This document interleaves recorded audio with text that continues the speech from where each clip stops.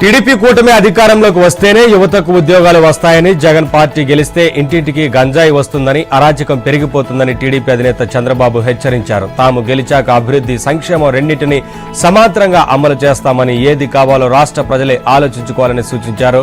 రాష్ట్రాన్ని కాపాడుకునే బాధ్యత వారిదేనన్నారు. తిరుపతి లోక్సభ స్థానం పరిధిలోని సర్వేపల్లి, సత్యవేడు నియోజకవర్గాల్లో ప్రజాగళం సభల్లో ఆయన పాల్గొన్నారు. గూడూరులో మహిళలతో ముఖాముఖి కార్యక్రమంలో కూడా మాట్లాడారు.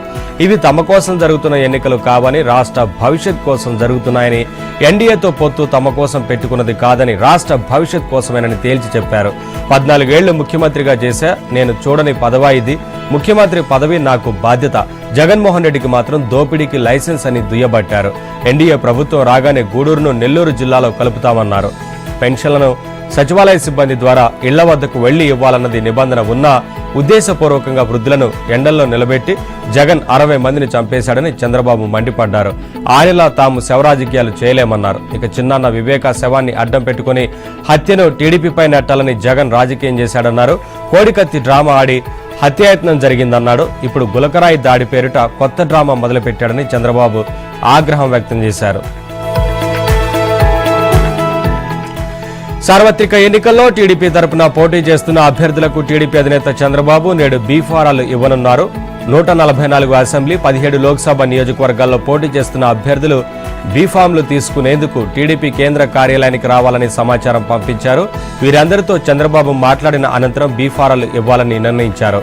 నిన్న మొన్నటి వరకు బీజేపీ సీట్ల సర్దుబాటులో ఏర్పడిన డెడ్ లాక్తో కొన్ని సీట్లతో ఇంకా అభ్యర్థులను పూర్తి స్థాయిలో ఖరారు చేయలేకపోయారు.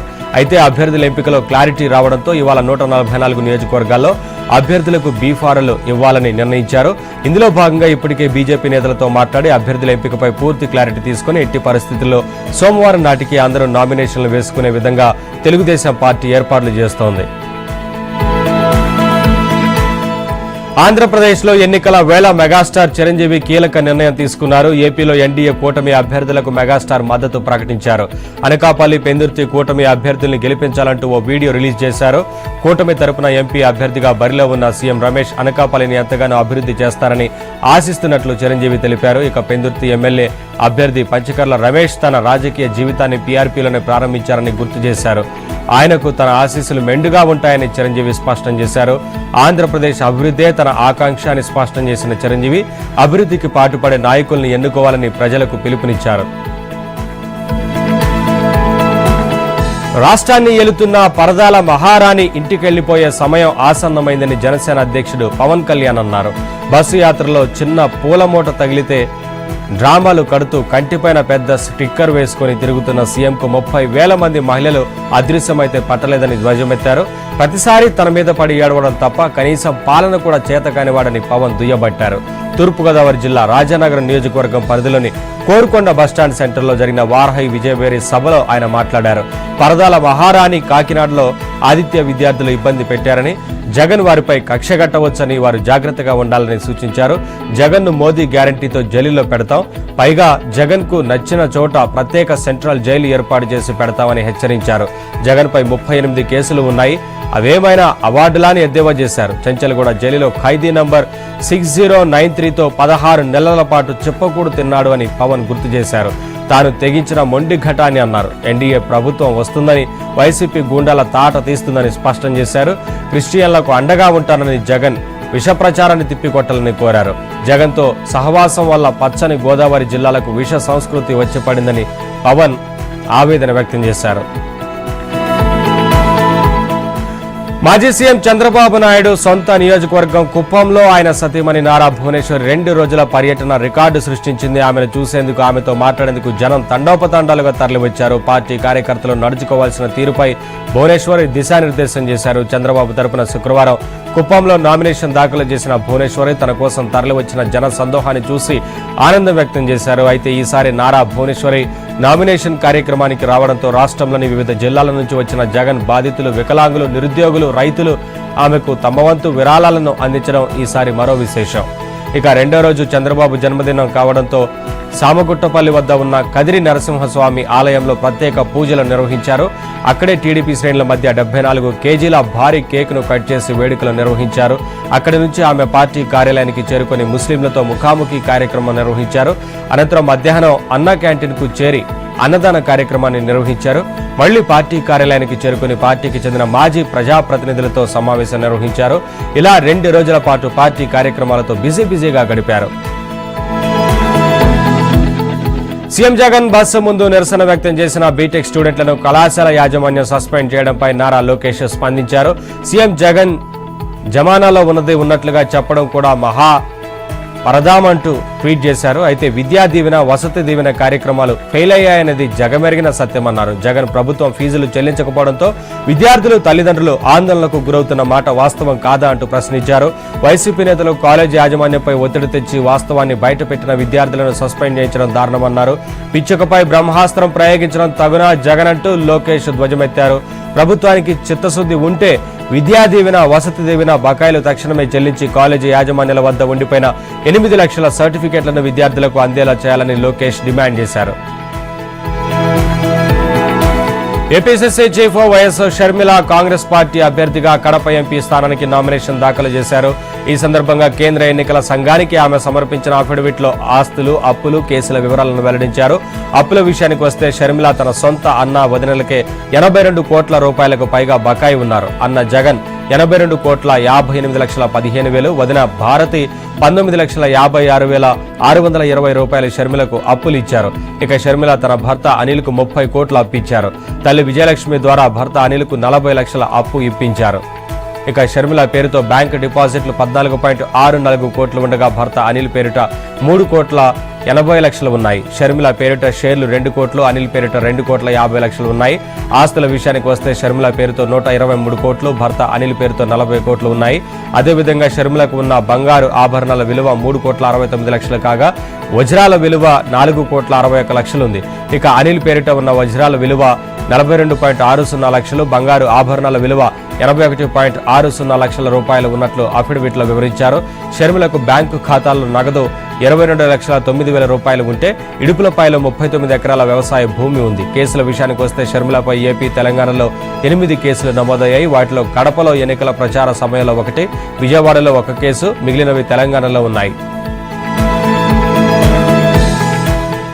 రాష్ట్రంలో ప్రజలెన్నుకున్న కాంగ్రెస్ ప్రభుత్వాన్ని కూలగొట్టడానికి ఢిల్లీ, మోదీ, గజ్వేల్ కేడీలు కుట్రలు పన్నుతున్నారని ముఖ్యమంత్రి రేవంత్ రెడ్డి ఆరోపించారు. వారిద్దరూ చీకట్లో మాట్లాడుకుంటున్నారన్నారు. మోదీ వచ్చినా, ఆయన తాత దిగి వచ్చినా తమ ప్రభుత్వాన్ని ఏమీ చేయలేరని చెప్పారు. 100 రోజుల్లోనే 5 గ్యారంటీలు అమలు చేసిన ఘనత తమ ప్రభుత్వానిదన్నారు.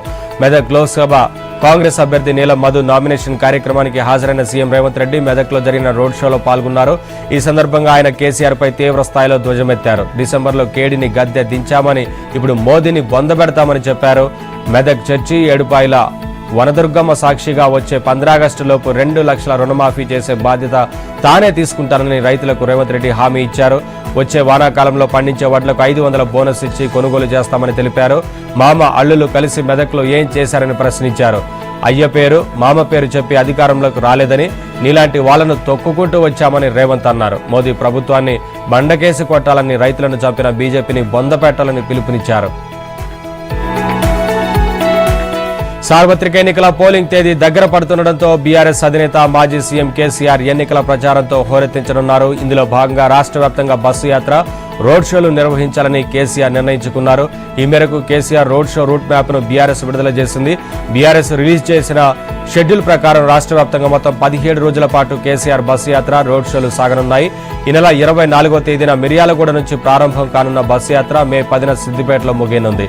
ఇక వేసవి తీవ్రత నేపథ్యంలో సాయంత్రం 5:30 తర్వాత ఈ రోడ్ షోలను ప్రారంభిస్తారు. బస్సు యాత్ర సాగే రూట్లలో ఉదయం పూట స్థానిక పరిస్థితులకు అనుగుణంగా రైతుల పంట పొలాలు, కల్లాలు, ధాన్యం కొనుగోలు కేంద్రాలను కేసీఆర్ సందర్శించనున్నట్లు బీఆర్ఎస్ తెలిపింది. ఇక బస చేసే ప్రాంతాల విద్యార్థులు, యువత, మహిళలు, మైనారిటీలు, వివిధ సామాజిక వర్గాలతో కేసీఆర్ భేటీ అయ్యే అవకాశం ఉందని నేతలు చెబుతున్నారు. కేసీఆర్ ప్రచార షెడ్యూల్లో ఆదిలాబాద్, చేవెళ్ల, మల్కాజిగిరి, సికింద్రాబాద్, హైదరాబాద్ లోక్సభ నియోజకవర్గాల పరిధిలో కేసీఆర్ రోడ్ షోలు లేవు. అయితే ఉమ్మడి వరంగల్, ఖమ్మం, మహబూబ్ నగర్, ఆదిలాబాద్ జిల్లాల పరిధిలో బహిరంగ సభలు నిర్వహించే అవకాశం ఉందని బీఆర్ఎస్ వర్గాలు చెబుతున్నాయి. హైదరాబాద్ పరిసర లోక్సభ నియోజకవర్గాల పరిధిలో మాజీ మంత్రులు కేటీఆర్, హరీష్ రావుల రోడ్ షోలు ఉంటాయని ఆ పార్టీ వర్గాలు తెలిపాయి. ఎంపీ ఎన్నికలో బీఆర్ఎస్ తరపున గెలిచిన వాళ్లు పార్టీ మారరని చెప్పగలరా? అసలు నామినేషన్ల ఉపసంహరణ వరకైనా వారు పార్టీలో ఉంటారా? పోలింగ్ వరకైనా కొనసాగుతారా? ఎమ్మెల్యేలను కాపాడుకోలేని స్థితిలో ఉన్న మీరు ఏ మొహం పెట్టుకుని ఓట్లు అడుగుతారు అని కేసీఆర్ ను కేంద్ర మంత్రి బీజేపీ రాష్ట్ర అధ్యక్షుడు కిషన్ రెడ్డి ప్రశ్నించారు. ఎన్నికల్లో గెలుపు కోసం కాదు, డిపాజిట్ల కోసం ప్రయత్నించాలని సూచించారు. బీఆర్ఎస్ అభ్యర్థులు గెలిచినా ఆ పార్టీలో ఉంటారన్న నమ్మకం లేదని తెలిపారు. వరంగల్ అభ్యర్థిని కేసీఆర్ ప్రకటిస్తే ఆమె కాంగ్రెస్ తరపున పోటీ చేస్తున్నారని పేర్కొన్నారు. బీజేపీ రాష్ట్ర కార్యాలయంలో కిషన్ రెడ్డి మీడియాతో మాట్లాడారు. బీఆర్ఎస్ ఓటమిని కేటీఆర్ ఇంకా జీర్ణించుకోలేకపోతున్నారని తెలిపారు. పార్టీ నుంచి వలసలు, ఫోన్ ట్యాపింగ్, కవిత అరెస్టుతో సతమతమవుతూ బీజేపీని విమర్శిస్తున్నారని తెలిపారు. జై శ్రీరామ్ అనండి, బీజేపీని తొక్కండని కేటీఆర్ మాట్లాడారని, ఆయన తండ్రిని కామారెడ్డి ప్రజలు బీజేపీ జెండా పట్టుకుని తొక్కారన్న విషయం గుర్తుంచుకోవాలన్నారు. 6 గ్యారంటీల అమలుపై రాష్ట్ర ప్రజలకు సోనియమ్మ రాసిన ఉత్తరం ఏమైందని సీఎం రేవంత్ ను కిషన్ రెడ్డి ప్రశ్నించారు. గ్యారంటీల పేరుతో కాంగ్రెస్ దగా చేసిందని, హామీలు అమలు చేసే వరకు ఆ పార్టీకి ఓటు వేయొద్దని ప్రజలకు పిలుపునిచ్చారు. హైదరాబాద్ ఎంపీ అసదుద్దీన్ ఓవైసీపై గోషామహల్ ఎమ్మెల్యే రాజాసింగ్ గరవయ్యారు. హిందువులు దేవతగా భావించే గోవును కోయాలంటూ అసద్ ప్రచారం చేయడం సరైంది కాదన్నారు. ఓవైసీపై ఈసీ చర్యలు తీసుకోవాలని డిమాండ్ చేశారు.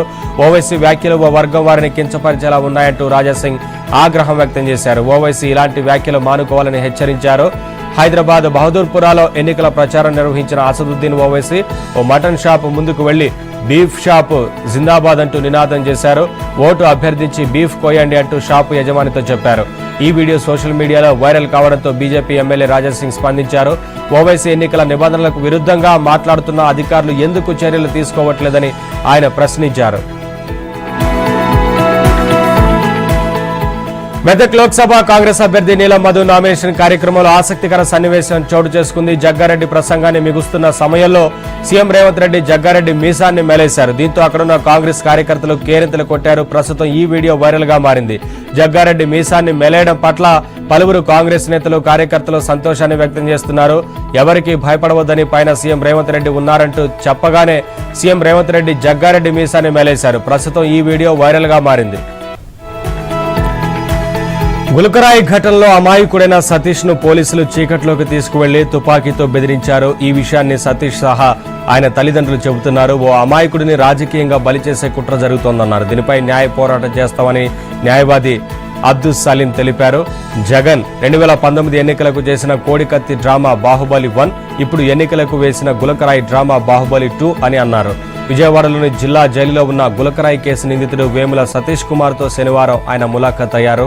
ఆయనతో పాటు సతీష్ తల్లిదండ్రులు దుర్గారావు, రమణమ్మ వెళ్లారు. సుమారు అరగంట పాటు సతీష్ తో సంభాషించారు. అనంతరం న్యాయవాది సలీం మీడియాతో మాట్లాడారు. సతీష్ ఏ తప్పు చేయలేదని చెప్పారని ఆయన తెలిపారు. పోలీసులు బెదిరించి చేయని తప్పును చేసినట్లుగా చెప్పించారని ఆవేదన వ్యక్తం చేశారు. రాజకీయాలకు మరోసారి అమాయకుడిని బలి చేస్తున్నారని, దీనిపై న్యాయస్థానంలో పోరాటం చేస్తామన్నారు. పోలీసులు కుట్రదారుల గురించి కోర్టుకు వివరిస్తామన్నారు. ఇక పోలీసుల అదుపులోకి తీసుకున్న దుర్గారావు ఎక్కడ ఉన్నాడో తెలియడం లేదన్నారు. మరోవైపు సతీష్ తల్లిదండ్రులు మాట్లాడుతూ తమ కుమారుడికి ఏ పాపం తెలియదని, మత్తు పదార్థాలు తీసుకుంటున్నాడని పోలీసులు ఇంటి నుంచి తీసుకెళ్లారన్నారు. గుణదల వైపు చీకట్లోకి తీసుకెళ్లి తుపాకీతో బెదిరించారని ఆరోపించారు. ఎవరైనా ఫేక్ సర్టిఫికేట్లు సృష్టిస్తే పోలీసులు కేసు పెట్టి దర్యాప్తు చేస్తారు. కానీ ఇక్కడ పోలీసులే ఫేక్ సర్టిఫికేట్ల సృష్టికర్తలుగా మారారు అని టీడీపీ అధికార ప్రతినిధి కొమ్మారెడ్డి పట్టాభిరామ్ ఆరోపించారు. ఆయన తమ పార్టీ కేంద్ర కార్యాలయంలో మరో అధికార ప్రతినిధి రఫీతో కలిసి విలేకరులతో మాట్లాడారు. సీఎం జగన్ పై గులకరాయి విసిరిన ఘటనలో ఏకంగా హత్యాయత్నం కేసు పెట్టి ప్రధాన నిందితునిగా వడ్డెర సామాజిక వర్గానికి చెందిన మైనర్ బాలుడు వేముల సతీష్ ను అరెస్టు చేశారన్నారు. మైనర్ బాలుడు సతీష్ ను జైలుకు పంపడానికి విజయవాడ పోలీసులు దుర్మార్గమైన రీతిలో ఫేక్ బర్త్ సర్టిఫికేట్ ని పుట్టించారని మండిపడ్డారు. సతీష్ ను మేజర్ అని చూపించి జైలుకు పంపడం కోసం పోలీసులు నకిలీ బర్త్ సర్టిఫికేట్ సృష్టించి అడ్డంగా దొరికిపోయారన్నారు. ఈ కేసులో వేముల దుర్గారావు అనే వ్యక్తిని ప్రధాన సాక్షిగా చూపించారు.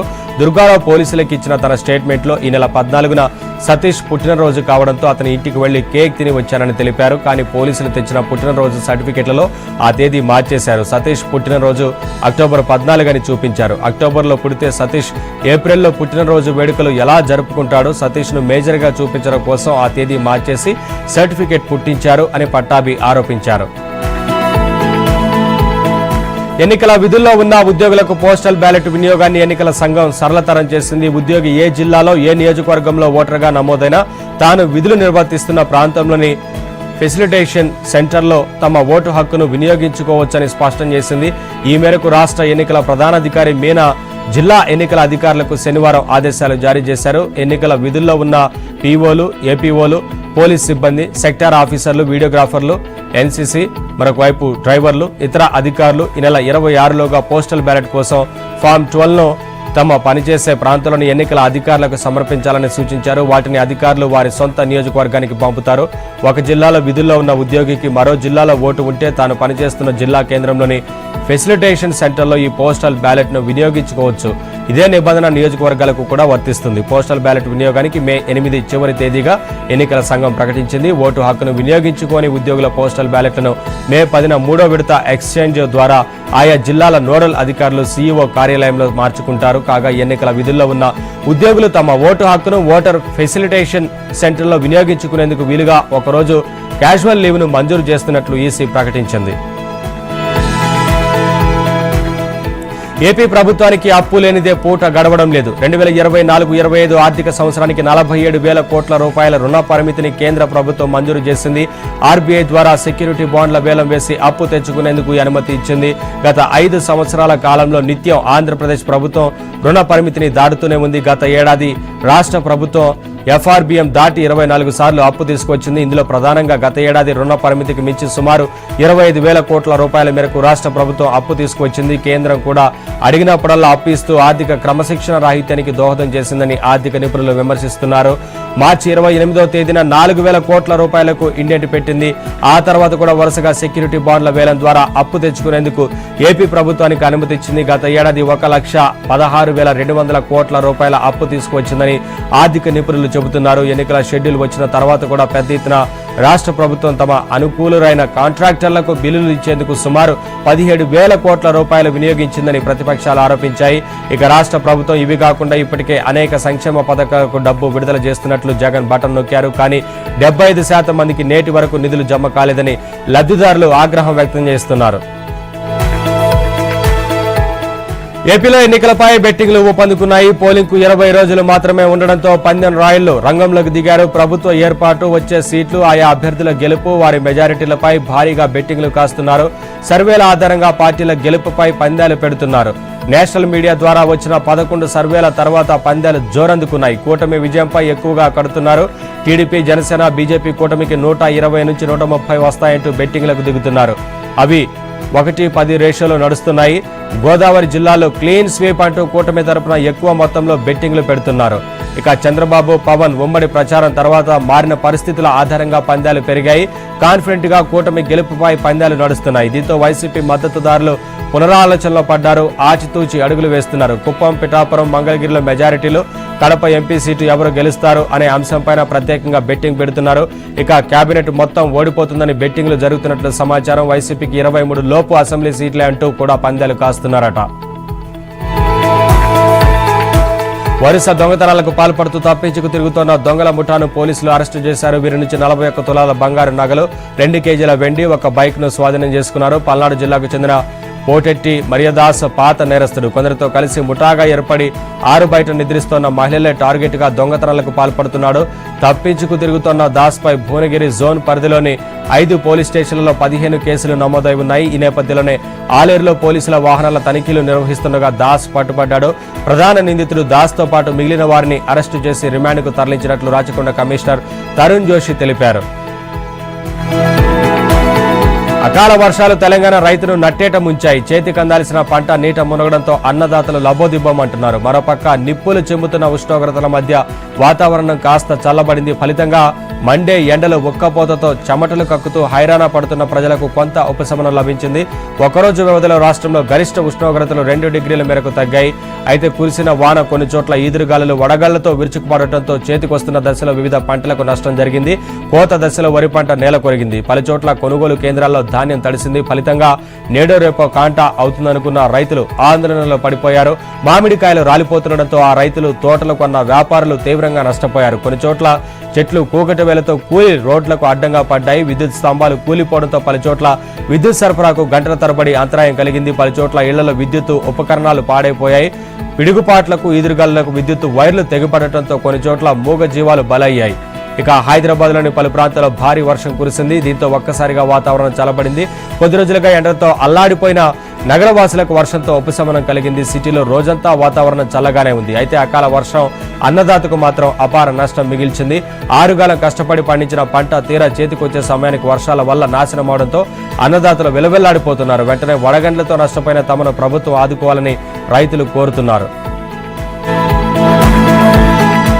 రాగల 4 రోజుల పాటు తెలంగాణలోని పలు జిల్లాల్లో ఉరుములు మెరుపులతో పాటు ఈదురుగాలులతో కూడిన వర్షాలు కురిసే అవకాశం ఉందని హైదరాబాద్ వాతావరణ కేంద్రం తెలిపింది. ఈ మేరకు వర్షాలకు సంబంధించి ఎల్లో అలర్ట్ జారీ చేసింది. ఇవాళ మంచిర్యాల, నల్గొండ, సూర్యాపేట, మహబూబాబాద్, యాదాద్రి భువనగిరి, రంగారెడ్డి, హైదరాబాద్, మెదక్, మల్కాజ్గిరి, సంగారెడ్డి, మహబూబ్ నగర్, గద్వాల, వనపర్తి, నారాయణపేట్, నాగర్ కర్నూలు జిల్లాలోని కొన్ని ప్రాంతాల్లో అక్కడక్కడ వర్షాలు కురిసే అవకాశం ఉందని తెలిపింది. ఇక శుక్రవారం మరాఠ్వాడా నుంచి అంతర్గత కర్ణాటక మీదుగా తమిళనాడు వరకు కొనసాగిన ద్రోణి శనివారం దక్షిణ అంతర్గత కర్ణాటక నుంచి ఉత్తర తమిళనాడు వరకు సగటున సముద్ర మట్టానికి 0.9 కిలోమీటర్ల ఎత్తులో కొనసాగుతున్నట్టు తెలిపింది.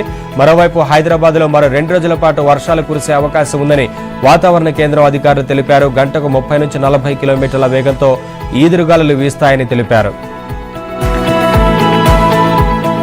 కర్ణాటకలో లోక్సభ ఎన్నికల సమరం హోరాహోరీగా సాగుతోంది. మొత్తం 28 నియోజకవర్గాలకు 2 విడతలుగా పోలింగ్ జరగనుంది. ఈ నెల 26న 14 నియోజకవర్గాలకు, మే 7న మరో 14 నియోజకవర్గాలకు పోలింగ్ జరగనుంది. కాంగ్రెస్ పార్టీ సొంతంగా అన్ని స్థానాల్లో బరిలో ఉండగా బీజేపీ, జేడీఎస్ పొత్తుతో ముందుకెళ్తున్నాయి. బీజేపీ 25, జేడీఎస్ 3 స్థానాల్లో పోటీ చేస్తున్నాయి. రాష్ట్రంలో ప్రాబల్యం కలిగిన లింగాయత సామాజిక వర్గ నేత యడియూరప్ప ద్వారా బీజేపీ రాజకీయాలు కొనసాగిస్తోంది. జేడీఎస్తో పొత్తు వల్ల రెండో బలమైన సామాజిక వర్గం ఒక్కలింగల మద్దతు కూటమికి కలిసి వచ్చే అవకాశం ఉంది. కాంగ్రెస్ లో సీఎం సిద్ధరామయ్య బీసీ నేతగా గుర్తింపు కలిగి ఉన్నారు. కేపీసీసీ అధ్యక్షుడు ఉప ముఖ్యమంత్రి డీకే శివకుమార్ ఒక్కలిగ సామాజిక వర్గానికి చెందిన వారు. బీజేపీకి లింగాయత, ఒక్కలిగల మద్దతు ఉండగా కాంగ్రెస్ కు బీసీ, ఒక్కలిగలతో పాటు మైనారిటీలు అండగా ఉన్నారు. రాష్ట్రంలో ఎన్నికల ఫలితాలు 2 పార్టీలకు ప్రతిష్టాత్మకే. కాంగ్రెస్ కు అనుకున్నన్ని స్థానాలు దక్కకపోతే ముఖ్యమంత్రి మార్పు, బీజేపీకి సీట్లు తగ్గితే పార్టీ రాష్ట్ర అధ్యక్షుడి మార్పు వంటి పరిణామాలు ఉంటాయనే చర్చ జరుగుతోంది.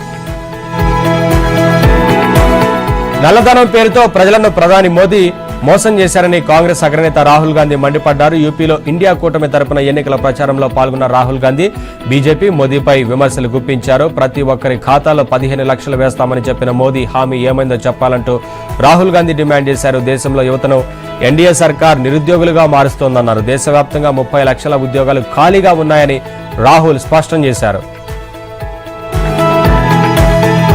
సన్ రైజర్స్ హైదరాబాద్ జట్టు ఐపీఎల్లో దుమ్ము రేపుతోంది. వరుసగా 4వ విజయం సాధించింది. ఢిల్లీ క్యాపిటల్స్ తో జరిగిన మ్యాచ్ లో 67 పరుగుల తేడాతో విజయం సాధించి తొలుత బ్యాటింగ్ చేసిన హైదరాబాద్ నిర్ణీత 20 ఓవర్లలో 7 వికెట్లకు 266 పరుగులు చేసింది. హెడ్ 89 పరుగులు చేయగా అభిషేక్ శర్మ 46, మహమ్మద్ 59 పరుగులతో చెలరేగిపోయారు. ఆ తర్వాత బ్యాటింగ్ కు వచ్చిన ఢిల్లీ 199 పరుగులకు ఆల్అౌట్ అయింది. ఇక ఎట్టకేలకు ఐపీఎల్ 2024లో సన్ రైజర్స్ జట్టు హవా కొనసాగుతుంది. ఆస్ట్రేలియా ఓపెనర్ ట్రావిస్ హెడ్ ఊచకోతకు తోడు యువ బ్యాటర్ అభిషేక్ శర్మ సిక్సర్ల మోత తోడైంది. దీంతో పవర్ ప్లే చరిత్రలోనే అత్యంత ఎక్కువ పరుగులు చేసిన జట్టుగా సన్ రైజర్ జట్టు నిలిచింది.